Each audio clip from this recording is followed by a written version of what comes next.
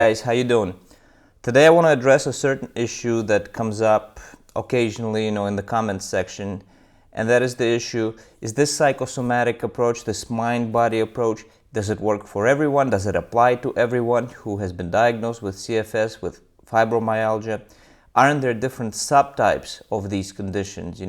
Some are purely physical and some are potentially psychosomatic, and this whole discussion. So I want to address that because I think it's important and it's a fair criticism, if you will, because I get sort of accused that you try to imply that this works for everyone.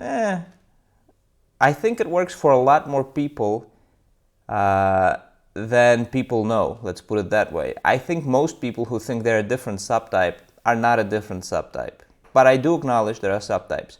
So first of all, I'm not a medical doctor, and I'm not a researcher in this area of, like a professional researcher, in the area of CFS, fibromyalgia. I don't conduct studies. I'm not engaged with the literature daily, the scientific literature.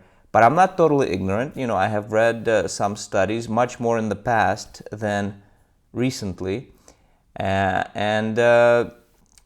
So that's a disclaimer right there. But I do have a extensive personal experience with it and experience making progress. So that's not nothing. So that's just to situate you as far as where I'm coming from. So let's discuss this issue of subtypes. I think first of all, fatigue, if we're talking about chronic fatigue syndrome, is such a general symptom that it can be caused by a tremendous number of diseases, conditions. So naturally, there's going to be a group of people who are simply misdiagnosed. Whatever their diagnosis is, maybe it's cancer that the doctor missed, and I don't want to freak you out. I think this is quite rare, or some other condition.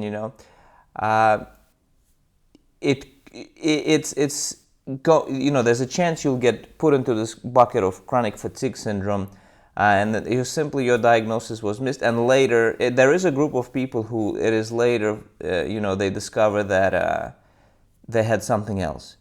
And I don't know the exact number, but I think I saw a figure of 15%, but don't quote me on that. But it's a minority. It's definitely a minority.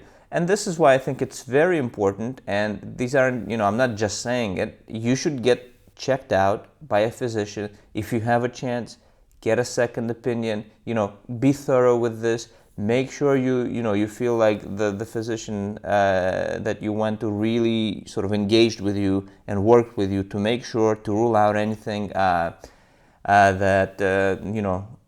might be causing the symptoms, right? And, medicine is tricky because in the end, it's going to come down to probabilities, right? And I think ultimately, at least for me, you have to decide ultimately, with the input from the physician, you have to decide whether you're in this group, in the mind-body group, in the psychosomatic group, or something else. And it's very easy to think, I must be a different subtype, because recovery is difficult. Okay, for some people, I think for a minority of people, they just make a few changes and suddenly they feel so much better so quickly. And I'm very happy for those people. You might be one of those people. I hope you're one of those people. But there's, I think, a larger group. It just doesn't go like that. It's so hard. You have to fight every day. You have to stay sort of on top of it. You have to exert mental energy every day to implement the changes, to stay on top of the changes, and just keep going with it, And that's not easy to do, and it's easy to get discouraged along the way. And the mind very easily goes to the idea, I must be a different subtype, I must be a different subtype. So I'd caution against it. I think there are a lot more people, as I said, who think they're a different subtype, who are not, than people in the other group who think that it's psychosomatic for them, but actually it's not. So how do you know then? How do you know for sure? How do you know with 100% certainty? Well, you don't know with 100% certainty, but you can make sure, stack the probabilities in your favor. So just be honest with yourself, reflect. Do you have the personality traits? Are you a perfectionist? Are you anxious about things? Are you obsessive about things? Are you conscientious? Are you a goodist? Do you want people to think good of you? Do you really hate it when people think that you did something wrong, even if it's a really minor thing? Do you always feel compelled to explain to yourself and to show yourself, no, look, this is how I justify my actions, for every little thing? Reflect just on your emotions, and be honest with yourself. Do you feel comfortable feeling anger? Or do you feel like, oh, I shouldn't be feeling this? And other emotions, do you feel like, oh, if you're in conflict with somebody, that you're being bad? Do you just get this feeling like, oh man, all of these are signs that you probably are in this mind-body group and not in some other subtype that is just purely physical and has no mind-body component whatsoever. And I can reflect on my own failure to connect the mind-body process to my condition, because when I first read Dr. Sarno's book, I tried that approach and I gave it up. I decided that I'm a different subtype. That's basically what I decided. There's a video I made in the past called if at first you don't succeed, try again. And I got worse after that. And I thought for a couple more years that different subtype, what can you do? And then finally, I don't know how it came about, but finally I said, nah, that's not what's going on. It's a mind-body thing, And so what has contributed to me sliding back into thinking like I'm like some different subtype? It is that progress was slow, I had read the book and I saw stories of people, who got quickly so fast, or a couple of months or 6 months, and then they're fine, And my progress was so much slower. In fact, it felt like there was no progress.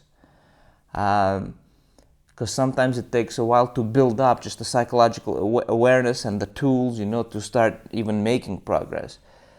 But when your model of medicine is I go to a doctor, I get a diagnosis, I get a pill, I take it for a while, a few weeks, and then I'm better.